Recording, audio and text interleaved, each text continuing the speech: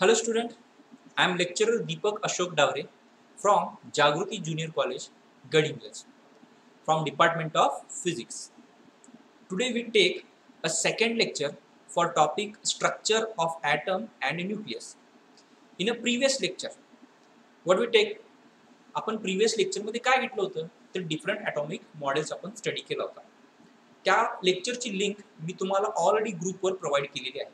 त्याच्यावर क्लिक करून तुम्ही ते पहिलं लेक्चर देखील पाहू शकता. आता त्या लेक्चरची समरी मी फक्त 2 मिनिटात इथे रिवाइज करणार आहे. तर ल्युक्युपस आणि डेमोक्रिटस अशा दोन ग्रीक फिलॉसॉफरनी ॲटम बद्दल फर्स्ट टाइम इंट्रोड्यूस करण्याचा प्रयत्न केला. ॲटमला फर्स्ट टाइम इंट्रोड्यूस करण्याचा प्रयत्न केला. त्याच्यामध्ये त्यांनी सांगितलं की ॲटम हा इनडिव्हिजिबल पार्ट आहे, त्याला आपण स्प्लिट करू शकत नाही. त्यानंतर डाल्टन नावाच्या सायंटिस्टनं डाल्टन ॲटॉमिक मॉडेल दिलं. त्याच्यामध्ये त्यानं काय सांगितलं, ॲटम हा इनडिस्ट्रक्टिबल आहे. इनडिस्ट्रक्टिबल म्हणजे कसं, त्याला आपण डिस्ट्रॉय करू शकत नाही. अनेक ॲटम ज्यावेळी कंबाईन होतात त्यावेळी न्यू सबस्टन्स तयार होतो, एवढं त्याने त्याच्यामध्ये सांगितलं होतं. त्यानंतर आपण थेरी बघितली. त्या थेरीचं नाव काय होतं सांगा बाळांनो, जे थॉम्सन या सायंटिस्टने ती थेरी प्रपोज केली म्हणून त्या थेरीला आपण नाव दिलं होतं किंवा त्या मॉडेलला नाव दिलं होतं थॉम्सन ॲटॉमिक मॉडेल. त्याच्यामध्ये त्यानं काय सांगितलं होतं, ॲटम हा एक सॉलिड स्फिअर आहे ज्याच्यामध्ये निगेटिव्हली चार्ज पार्टिकल्स काय असणार आहेत, म्हणजेच त्याला आपण नाव दिलं होतं इलेक्ट्रॉन एम्बेडेड असणार आहेत. आणि जेवढे पॉझिटिव्ह चार्जेस आहेत तेवढेच निगेटिव्ह चार्ज, त्यामुळे नेट चार्ज म्हणजे पूर्ण ॲटमवर चार्ज किती असणार आहे, 0 असणार. ओके, एवढं आपण त्या टॉपिकमध्ये बघितलं होतं. सॉरी प्रीवियस लेक्चरमध्ये आपण एवढं बघितलं होतं. आता आपण त्याच्या पुढे जाणार. तर आज आपल्याला बघायचं आहे रुदरफोर्ड ॲटॉमिक मॉडेल बघायचं. काय बघायचं आपल्याला, रुदरफोर्ड ॲटॉमिक मॉडेल बघायचं. खरं त्या मॉडेलच्या स्टडीच्या आधी, before studying that model we have to study first one experiment.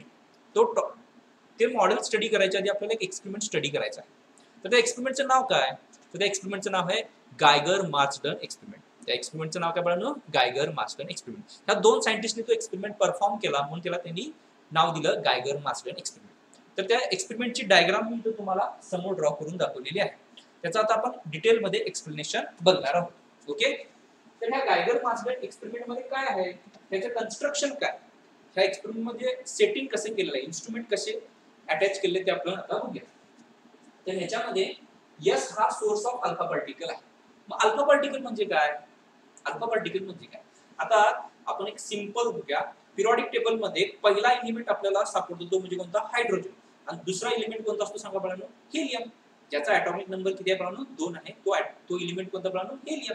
तर त्या हेलियम ॲटमला जर आपण एनर्जी प्रोव्हाइड केली, काय प्रोव्हाइड केलं, एनर्जी प्रोव्हाइड केली, तर त्याचे 2 इलेक्ट्रॉन काय होतात बाळांनो, सेपरेट होतात, वेगळे होतात.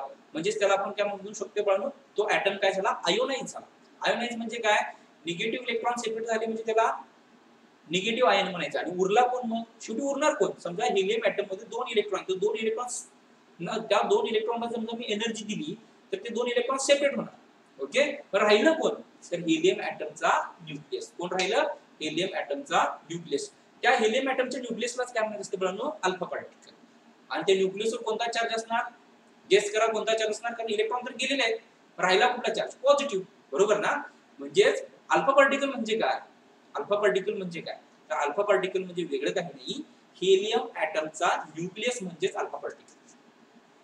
म्हणा सगळीजण हवं तर अल्फा पार्टिकल म्हणजे काय बाळांनो, हेलियम ॲटमचा न्यूक्लियस म्हणजेच काय, अल्फा पार्टिकल. आणि अल्फा पार्टिकल ऑब्व्हियसली चार्ज कोणता असणार आहे, न्यूक्लियस असल्यामुळे पॉझिटिव्ह असणार आहे. कुठला चार्ज असणार आहे अल्फा पार्टिकलवर बाळांनो, पॉझिटिव्ह असणार आहे. आपण इन डिटेल स्टडी अल्फा पार्टिकलचा अल्फा डीके नावाचा एक आर्टिकल येणार आहे. पुढे कोणता आर्टिकल येणार आहे बाळांनो, अल्फा डीके नावाचा एक आर्टिकल येणार आहे. त्याच्यामध्ये आपण डिटेलमध्ये अल्फा पार्टिकलचा स्टडी करायचा आहे. आता फक्त तुम्ही एवढंच लक्षात ठेवा की अल्फा पार्टिकल म्हणजे काय नाही बाळांनो, तर हेलियम ॲटमचा न्यूक्लियस आहे आणि त्याच्यावर चार्ज कोणता असणार आहे, पॉझिटिव्ह चार्ज. त्याच्यावर चार्ज कोणता असणार आहे, पॉझिटिव्ह चार्ज. मग आता आपण हा एक्सपेरिमेंट स्टडी करू. आणि ह्या एक्सपेरिमेंटवर बेस्ड जी थेरी दिली, त्या थेरी दिली, कोणत्या सायंटिस्टने दिली ती थेरी, तर रुदरफोर्ड नावाच्या सायंटिस्टने दिली. म्हणून त्या थेरीला किंवा त्या मॉडेलला नाव काय दिलं, रुदरफोर्ड ॲटॉमिक मॉडेल. त्या मॉडेलला नाव काय दिलं, रुदरफोर्ड ॲटॉमिक मॉडेल. म्हणजे बाळांनो, रुदरफोर्ड ॲटॉमिक मॉडेल हे या एक्सपेरिमेंटवर डिपेंड आहे किंवा एक्सपेरिमेंटवर बेस्ड आहे. एक्सपेरिमेंटवर बेस्ड आहे. मग आपण पहिल्यांदा काय स्टडी करायला पाहिजे, हा एक्सपेरिमेंट, आणि नंतर काय स्टडी करणार, मग रुदरफोर्ड ॲटॉमिक मॉडेल. ओके, मग एक्सपेरिमेंट मध्ये काय आहे, तर हा यस हा अल्फा पार्टिकलचा सोर्स आहे. यस काय बाळांनो, अल्फा पार्टिकलचा सोर्स आहे. त्याच्यातनं खूप सारे very large number of alpha particle तो इमिट करणार आणि हा obviously source all possible direction alpha particle emit करणार सगळीकडे, म्हणजे फ्रंट साइडला पण इमिट करणार, साइडला पण, बॅक साइडला, म्हणजे हा all possible direction alpha particle emit करणार. मग त्याच्या पुढे आपल्याला खरं parallel beam of alpha particle पाहिजे आहे. कसा पाहिजे आहे? पॅरलल म्हणजे सरळ जाणारे अल्फा पार्टिकल पाहिजे. मग आपण काय करणार, त्याच्या समोर कोलिमेटर ठेवणार. काय ठेवणार? कोलिमेटर. कोलिमेटरचा रोल काय असतो, तर त्याच्या एक स्लिट आहे बघा. कोलिमेटर म्हणजे काय? स्लिट. त्याच्यातनं पास होणारे अल्फा पार्टिकल पॅरलल असणार. त्याच्यातनं पास होणारे अल्फा पार्टिकल कसे असतात बघा? पॅरलल. पॅरलल म्हणजे सरळ जाणार. ओके, म्हणजे हा सोर्स काय करतो? अल्फा पार्टिकल देण्याचं काम करणार. खरं तो सोर्स दिलेला अल्फा पार्टिकल कसे असणार? ऑल पॉसिबल डिरेक्शन असणार आहे ते अल्फा पार्टिकल. मग त्याच्या फ्रंटला आपण काय ठेवलं बघा? कोलिमेटर ठेवला. काय ठेवला? कोलिमेटर. कोलिमेटर मधनं पास होणारे अल्फा पार्टिकल कसे जाणार आहेत? पॅरलल म्हणजे सरळ जाणार आहेत असे. ओके, आणि त्याच्या समोर आपण काय ठेवलं? गोल्ड फॉइल ठेवली. मग गोल्डचीच फॉइल का सिलेक्ट केली? बाकीची एलिमेंटची फॉइल का सिलेक्ट करायची नाही? कारण गोल्डची मेलेबिलिटी सगळ्यात जास्त आहे. मेलेबिलिटी आणि डक्टिलिटी म्हणजे काय? मेलेबिलिटी म्हणजे एखाद्या मटेरियलला जर आपण त्याच्यावर हॅमर केलं, एखादा एलिमेंट घेतला समजा पिरियोडिक टेबल मधला, आपण गोल्ड घेऊ शकतोय, आयर्न घेऊ शकतोय, कॉपर घेऊ शकतोय, त्याच्यावर जर आपण हॅमरनं जर हॅमरिंग केलं तर त्याच्यापासून आपण पत्रा तयार करू शकतो. त्या प्रॉपर्टीला काय म्हणायचं? मेलेबिलिटी. त्याच्या आपण तारा पण काढू शकतो, त्याला काय म्हणायचं? डक्टिलिटी. मग गोल्डचीच फॉइल का सिलेक्ट केली? कारण गोल्डची मेलेबिलिटी सगळ्यात जास्त. कारण ह्या टॉपिक मध्ये किंवा ह्या टॉपिक मध्ये आपल्याला स्टडी कशाचा करायचा आहे? तर या टॉपिक मध्ये आपल्याला स्टडी करायचा ऍटमचा. मग ऍटम हा सर्वात लहान असतो, बरोबर ना? ऍटमचा स्टडी करायचा असेल तर आपल्याला ऍटॉमिक लेवलला जावं लागेल, म्हणजे सर्वात थिन मटेरियल घ्यावं लागेल. मग सर्वात थिन कुठलं मटेरियल होऊ शकतं? त्याची मेलेबिलिटी सगळ्यात जास्त आहे, म्हणजे कुठलं होणार? ऑब्विसली गोल्ड होणार. मग तुम्ही म्हणाल आयर्नचं पण पॉसिबल आहे ना पत्र करून, आयर्नची पण फॉइल इथं आपण घेऊ शकतो ना? तर घेऊ शकलो असतो. खरं गोल्ड पासून सर्वात थिनेस्ट फॉइल जनरेट करता येते आपल्याला. आयर्न पासून पण आपण फॉइल तयार करू शकतो, एक छोटा पत्रा तयार करू शकतोय. खरं गोल्डचा पत्रा हा सर्वात थिन असणार आहे. आणि आपल्याला ॲटॉमिक लेवलला जर स्टडी करायचं असेल तर सर्वात थिन असला पाहिजे. मग सर्वात थिन कोण होऊ शकतं? गोल्ड होऊ शकतं, म्हणून गोल्ड सिलेक्ट करा. इन शॉर्ट, गोल्ड का सिलेक्ट केला? गोल्डची मेलेबिलिटी काय पडणार? सर्वात जास्त आहे. Gold is highly malleable. Gold having high malleability and high ductility also. Okay, that's why we select here gold. In front of gold foil we place a screen. आपण एक screen ठेवली आहे. आता स्क्रीनचा आतील भाग जो आहे, इनर पार्ट जो आहे ना, तो फ्लोरोसंट मटेरियलला आपण कोट करायचा किंवा फ्लोरोसंट मटेरियल आतल्या साईडला लावायचा. फ्लोरोसंट मटेरियल म्हणजे काय बघा? जसं झिंक सल्फाइड. कुठलं एक्झाम्पल दिलं मी तुम्हाला? Zinc sulphide. त्याच्यावर समजा अल्फा पार्टिकल पडला त्या फ्लोरोसंट मटेरियलवर, तिथे तो रिजन शाईन होतो, म्हणजे चकाकतो. चकाकल्यावर आपल्याला काय करणार? की अल्फा पार्टिकल इथे पडले. कारण अल्फा पार्टिकल आपल्याला नेकेड आयने दिसणार नाही, बरोबर ना? तो नेकेड आयने दिसणार नाही. मग तो कुठे अल्फा पार्टिकल कुठे पडले हे ओळखण्यासाठी आपण काय करायचं? याच्या इनर साइडला झिंक सल्फाइड म्हणजे फ्लोरोसंट मटेरियलचं कोटिंग लावायचं. फ्लोरोसंट मटेरियल म्हणजे काय? ज्याच्यावर अल्फा पार्टिकल पडला किंवा बीटा पार्टिकल जर पडला तर तो रिजन काय होतो? चकाकतो, शायनी होतो. अशा मटेरियलला काय म्हणायचं? Fluorescent material. मी एक्झाम्पल दिलेलं आहे झिंक सल्फाइड. त्याचं एक्झाम्पल काय म्हणून? Zinc sulphide. एवढं काही डिटेलमध्ये तुम्हाला लिहायची गरज नाही, तरी पण मी तुम्हाला डिटेलमध्ये सांगत चाललेलो आहे. ओके, मग आपण याचं कन्स्ट्रक्शन काय सांगू शकतो? काय सांगायचं सांगा आपल्याला? आता मी थोडक्यात तुम्हाला सांगितलंय, परत एकदा आपण हवं तर सांगतो. काय सांगणार? Yes is the source of alpha particle. Explanation मध्ये काय दिसतं? तुम्ही पहिल्यांदा डायग्राम काढायची. पहिल्यांदा काय काढायची? डायग्राम. डायग्राम बुक मध्ये पण आहे. Okay, yes is the source of alpha particle. Okay, in front of that काय ठेवलं आपण? Collimator. In front of that we place a collimator. Collimator काय करतोय? Collimator gives parallel beam of alpha particle. Collimator gives parallel beam of alpha particle. In front of collimator च्या फ्रंटला आपण काय ठेवलं? Gold foil. Gold foil is placed. In front of gold foil we place a screen. That screen is coated with the fluorescent material like a zinc sulfide. Okay, and for the detection of alpha particle detect करण्यासाठी आपण काय ठेवलं? इथे detector ठेवला. We place a detector. Okay, हे याचं construction आहे. मग काय केलं? हे एक्सपेरिमेंट मध्ये काय केलं? खूप सारे अल्फा पार्टिकल कोलिमेटर मधून पास झाले. त्यांनी parallel beam of alpha particle produce केले कोणी? कोलिमेटरनं. ते पॅरलल अल्फा पार्टिकल कुणावर फॉल झाले? गोल्ड फॉइलवर फॉल झाले आणि तिथं मग त्याचं स्कॅटरिंग झालं. ते स्कॅटरिंग म्हणजे काय? अल्फा पार्टिकल काही प्रमाणात बेंड होतात. ते बेंडिंग स्टडी केलं, म्हणजे अल्फा पार्टिकलचं बेंडिंग स्टडी केलं, त्याला काय म्हणायचं? स्कॅटरिंग. त्याला डिफ्लेक्शन पण म्हणू शकता, त्याला आपण स्कॅटरिंग पण म्हणतो. ओके, हे आपण स्टडी केले ह्या पॉइंटमध्ये आपण काय केलं? अल्फा पार्टिकलचं स्कॅटरिंग स्टडी केलेला. ओके, मग काय ऑब्झर्व झालं ते आपल्याला इथं हे एक्सपेरिमेंट केला आपण. आता हे एक्सपेरिमेंटचं आपण ऑब्झर्वेशन कारण प्रॅक्टिकल मध्ये तुम्ही बघितलं असेल, एखादा एक्सपेरिमेंट करताना आपण काय करतो, त्याचे ऑब्झर्वेशन्स लिहितो. काय लिहितो? ऑब्झर्वेशन. हा एक्सपेरिमेंट केल्यावर काय ऑब्झर्वेशन्स आपल्याला ऑब्झर्व झाले? when we perform that experiment, which observations we observed, कोणते ऑब्झर्वेशन आपल्याला ऑब्झर्व झाले ते आता आपण बघणार. ओके, थोडक्यात मला ह्याचं कन्स्ट्रक्शन सांगू शकाल? काय काय सांगता येईल सांगा. Yes is the source of alpha particle. In front of that alpha particle, we place a collimator. Collimator gives parallel beam of alpha particle. In front of collimator, we place gold foil. Gold having highly malleability. Okay. In front of gold foil, we place a screen. The inner side of the screen is coated with the fluorescent material, like a zinc sulfide. Okay. And for the detection of alpha particle, we place a detector. आता काय observe झालं असेल, तर ज्यावेळी ह्याच्यात alpha particle आपण incident केले, त्यावेळी जास्तीत जास्त alpha particle, most of the alpha particle are pass through that gold foil. त्या गोल्ड फॉइल मधनं जास्तीत जास्त अल्फा पार्टिकल पलीकडे गेले. पण त्याचं प्रमाण किती होतं? 99% पेक्षाही जास्त. जास्तीत जास्त अल्फा पार्टिकल या गोल्ड फॉइल मधनं पास होतात विदाउट एनी डेव्हिएशन. जरा देखील वळत नाही, जरा देखील डिफ्लेक्ट होत नाही.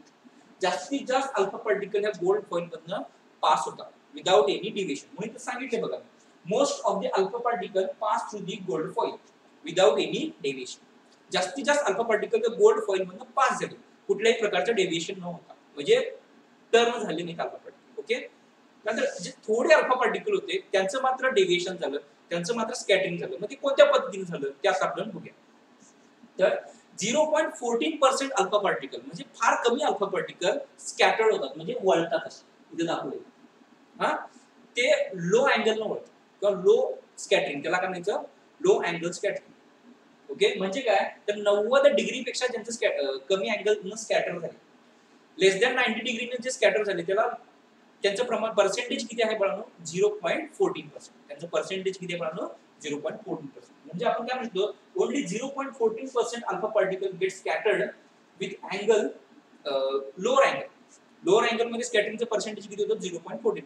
आणि त्याच्यापेक्षाही कमी स्कॅटरिंग म्हणजे 0.14%, 0.14% पेक्षा पण कमी स्कॅटरिंग हायर अँगल मध्ये होतं. म्हणजे समजा एखादा अल्फा पार्टिकल इथून आला असेल, हे हायर स्कॅटरिंग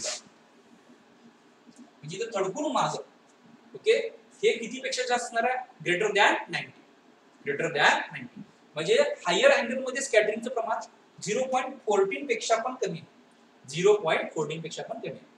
साधारण 8000 मध्ये एक अल्फा पार्टिकल हायर स्कॅटरिंग दाखवलं. त्यातला एखादा अल्फा पार्टिकल 180 ने पण मागे येतोय, ते खरं त्याचं पर्सेंटेज फार फार कमी असणार. ओके, आणि ते आपण स्कॅटरिंग इथं स्टडी करणार. ओके, हा एक्सपेरिमेंट झालेला आहे. मग सांगा बघूया, ह्या एक्सपेरिमेंट मध्ये आपल्याला काय ऑब्झर्व झालं? पहिलं ऑब्झर्वेशन काय लिहिणार? ह्या डायग्राम ड्रॉ करायची. कन्स्ट्रक्शन आपल्याला माहिती आहे. Yes is the source of alpha particle. In front of that we place a collimator. Collimator gives the parallel beam of light. In front of collimator we place the gold foil.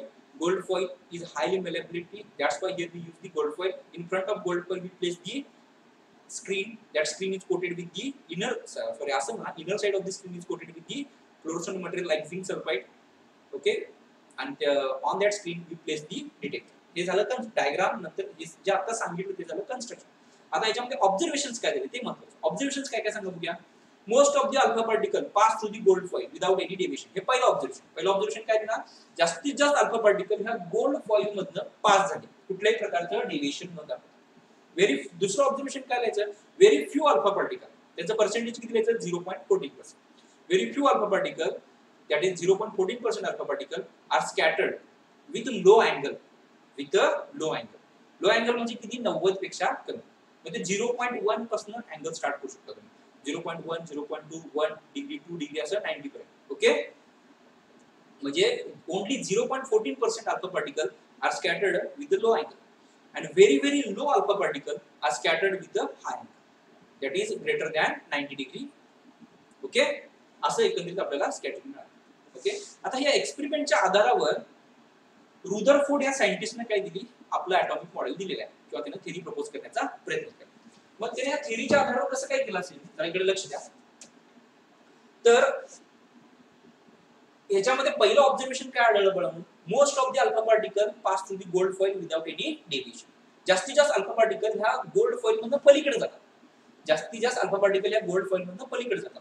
त्याचा अर्थ काय, ही gold plate कशापासून बनलेली असणार, ही gold plate कशापासून बनलेली असणार, ही gold plate नक्कीच गोल्डच्या ऍटम पासून बनलेली असणार. बरोबर ना, ही गोल्ड प्लेट कशापासून बनलेली असणार, गोल्डच्या ऍटम पासून.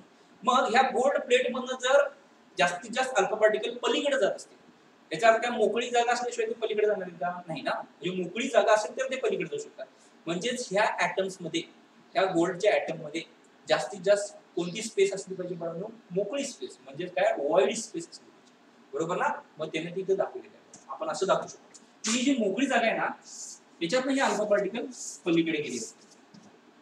कळतं मी काय सांगितलं हे, की हे दोन ऍटम मध्ये ही जी मोकळी स्पेस असते ना, त्याला आपण काय म्हणतो, वाईड स्पेस, ही असल्यामुळेच अल्फा पार्टिकल पलीकडे जाऊ शकतात.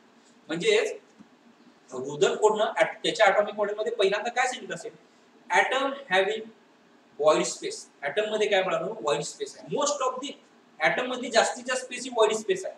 जास्तीत जास्त स्पेस ही वाईड असल्यामुळे तर जास्तीत जास्त पार्टिकल सरळ गेले.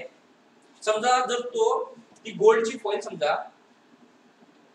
पूर्णतः जर सॉलिड पार्टिकल पासून बनली असती, तर ती जास्तीत जास्त अल्फा पार्टिकल पलीकडे जाऊ शकले नसते. त्यांचं काय झालं असतं म्हणून, ते स्कॅटरिंग जास्त झालं असतं, हायर अँगल.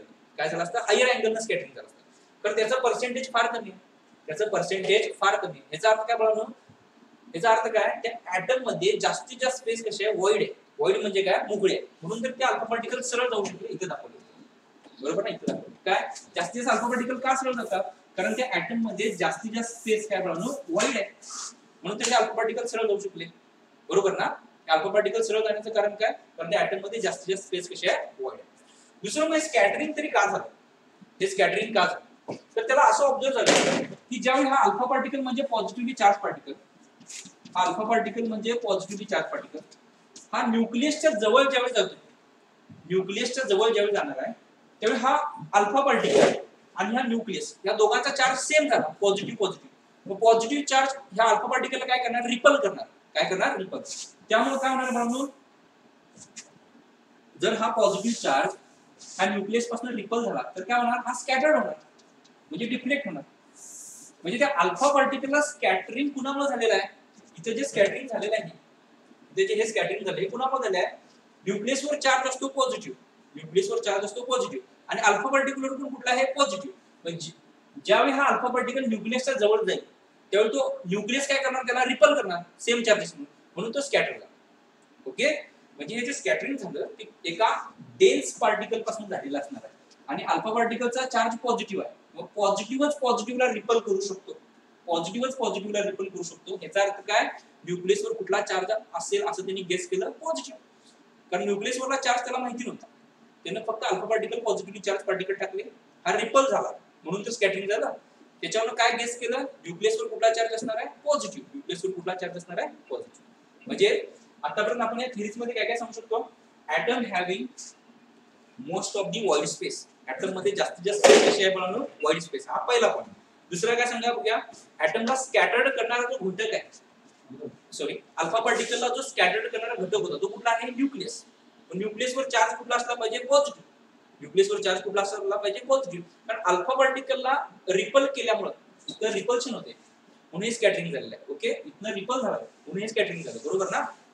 म्हणजेच अल्फा पार्टिकल पॉझिटिव्ह असल्यामुळे न्यूक्लियस पण पॉझिटिव्ह आहे, सॉरी अल्फा पार्टिकल पॉझिटिव्ह आहे आणि न्यूक्लियस पण पॉझिटिव्ह आहे, त्यामुळे इथं काय झालं, स्कॅटरिंग झालं. म्हणजे न्यूक्लियसवर कुठला चार्ज असणार आहे म्हणून, पॉझिटिव्ह. मग या करेक्ट समजा ह्या न्यूक्लियसवर समजा अल्फा पार्टिकल पडला, करेक्ट सेंटरला पडला, तर त्याचा एक असा रीबॅक पण येऊ शकतो 180.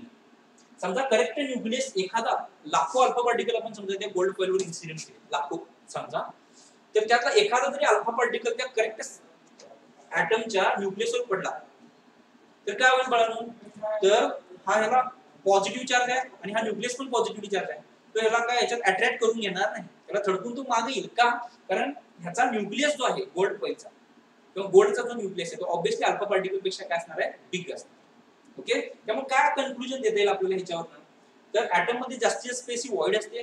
दुसरी महत्त्वाची गोष्ट काय सांगा, ॲटम मध्ये एक मासिव म्हणजे जड, हा मासिव पॉझिटिव्हली चार्ज आणि हायली डेन्स एक स्पियर आहे, त्याला नाव दिलं न्यूक्लियस. त्याला काय नाव दिलं मग? Nucleus. Atom consist positively charge highly dense. बघा सांगा, ॲटम मध्ये काय असेल, हे जे स्कॅटरिंग व्हायला लागले कुणामुळे व्हायला लागले? न्यूक्लियस. कुणामुळे व्हायला लागले? म्हणजे ॲटम मध्ये काय आहे, पॉझिटिव्हली चार्ज एक पार्टिकल, पॉझिटिव्हली चार्ज एक स्पियर आहे, त्याची डेन्सिटी सगळ्यात जास्त आहे, बरोबर ना? काय काय सांगणार? Positively charge highly dense massive म्हणजे जड, positively charge highly dense massive sphere is called as the nucleus. आणि त्याच्या भोवती मग हे इलेक्ट्रॉन फिरायला लागले. त्याच्या भोवती काय फिरायला लागले मित्रांनो? हे इलेक्ट्रॉन रिव्हॉल्व व्हायला लागले. Just like a planet is revolving around the sun. Planet is revolving around the sun. Okay, म्हणजे ह्या थेरीमध्ये कोणते कोणते पॉइंट्स आपल्याला सांगता येतील तर सांगा बघा. ॲटम मध्ये जास्तीत जास्त स्पेस व्हॉइड आहे. दुसरी महत्त्वाची गोष्ट आहे, atom consist highly dense massive sphere is called as the nucleus. न्यूक्लियसवर चार्ज कोणता असणार आहे? पॉझिटिव्ह. आणि ह्या रुदरफोर्ड या सायंटिस्टनी करेक्ट ॲटमची साईज सांगितली. ॲटमची साईज किती आहे बघा? 10⁻⁻10 मीटर. ॲटमची साईज किती बघा? 10⁻⁻10 मीटर. आणि त्यांनी न्यूक्लियसची पण साईज सांगितली. न्यूक्लियसची साईज किती आहे? 10⁻⁻15 मीटर. 10⁻⁻15 मीटर. ओके, आता ह्या रुदरफोर्ड ॲटॉमिक मॉडेलचे तुम्ही पॉइंट सांगायला स्टार्ट करा, किंवा आपण एक पॉइंट सांगूया. ओके, काय काय कळालं? या एक्सपेरिमेंटवर आधारावर त्यांनी ॲटॉमिक मॉडेल दिलाय. कुठलं? Rutherford atomic model. हे कुठल्या एक्सपेरिमेंटवर बेस्ड आहे? Rutherford atomic model Geiger Marshall एक्सपेरिमेंटवर बेस्ड आहे रुदरफोर्ड ॲटॉमिक मॉडेल. ओके, मग ह्या ॲटॉमिक मॉडेल मध्ये काय काय कळालं तुम्हाला सांगा बघूया. Atom consist most of the white space. दुसरं काय? ॲटम मध्ये न्यूक्लियस. तो न्यूक्लियस कसा आहे? पॉझिटिव्हली चार्ज आहे, जड आहे म्हणजे मासिव्ह आहे, हायली डेन्स आहे, त्याला काय म्हणायचं? न्यूक्लियस. त्याच्यावर चार्ज कोणता असणार आहे? Positive. Okay, size of atom किती सांगितली? 10⁻⁻10. Size of atom is 10⁻⁻10 metre. Size of the nucleus पण सांगितली, किती असणार आहे? 10⁻⁻15 मीटर. त्याच्यामध्ये आणखी एक गोष्ट महत्त्वाची सांगितली, ती म्हणजे हा न्यूक्लियस एवढा मासिव्ह आहे, हा न्यूक्लियस एवढा जड आहे की जर ह्या ॲटमचं जर मी मास काढलं, म्हणजे हेवीनेस जर मी मेजर करायचा प्रयत्न केला, तर असं ऑब्झर्व होईल मला की ह्या न्यूक्लियसचं मास जे आहे ते ॲटमशी कंपेअर जर मी करायला गेलो तर ते 99.9% आहे. म्हणजे ॲटमच्या मासला जर मी न्यूक्लियसच्या मासशी जर कंपेअर करायला गेलो तर न्यूक्लियस मधचं फक्त मास 99.9% आहे. म्हणजे फक्त इलेक्ट्रॉनचं मास किती असणार आहे मग? 0.1%, 0.1%. म्हणजे 99.9% मास कुणाचा असणार आहे? फक्त आणि फक्त ह्या न्यूक्लियसचा. ओनली 0.1% मास कुणाचा असणार आहे? इलेक्ट्रॉनचा. सो आपण काय स्टेटमेंट करू शकतो मग आता ह्या थेरीमध्ये?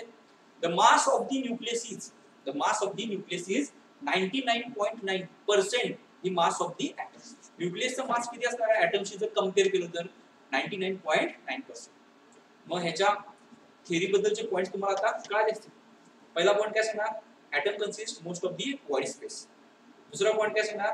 Item having positively charge highly dense massive sphere is called as the nucleus. त्याच्यावर चार्ज कोणता असणार आहे? पॉझिटिव्ह. त्याच्यानंतर काय सांगणार? द साइज ऑफ ॲटम किती सांगणार? 10⁻⁻10 मीटर. आणि साइज ऑफ द न्यूक्लियस किती सांगणार? 10⁻⁻15 मीटर. ओके, त्यानंतर काय सांगणार? The mass of the nucleus किती आहे? न्यूक्लियसचा मास किती आहे ॲटमशी जर कंपेअर केलं तर? 99.9% the mass of the atom. Okay, the mass of the nucleus is 99.9% the mass of the atom. Okay, so this is the Rutherford atomic model. आता next एक मी आणखी 5 मिनिटाचा व्हिडिओ सेंड करणार आहे, ज्याची लिंक मी तुम्हाला देईन आहे. ह्या लेक्चर बरोबर मी आणखी एक 5 मिनिटाची लिंक तुम्हाला देणार आहे, ज्याच्यामध्ये या ॲटॉमिक थेरीचे ड्रॉबॅक्स मी एक्सप्लेन करणार आहे. आणि त्याच्यामध्ये काही स्टुडंटनी विचारलेले आयोनायझेशनचा प्रॉब्लेम आहे, आयोनायझेशनचे काही स्टुडंटचे डाऊट्स आहेत, ते मी त्या व्हिडिओमध्ये सांगणार आहे.